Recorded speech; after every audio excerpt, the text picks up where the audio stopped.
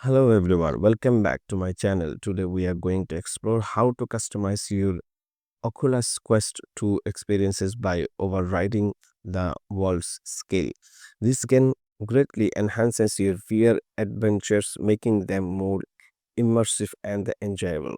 Sometimes the default world scale in the VR games and experiences might not feel quite right. Object might appear too large or too small, disrupting the immersion. Thankfully, there's a way to adjust this setting on your Quest 2. To override the world scale, you will need to access the setting menu on your Quest 2. Let's walk through the step together. Turn on your Quest 2 and put on the headset. Navigate to the main menu and select the gear icon and enter the setting tab.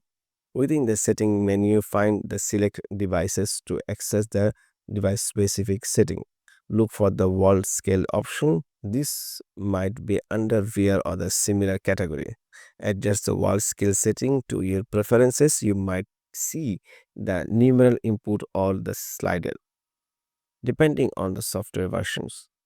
Experimenting with the different wall skill setting can really enhance your VR experiences. Take some time to find out what feel more comfortable and realistic for you.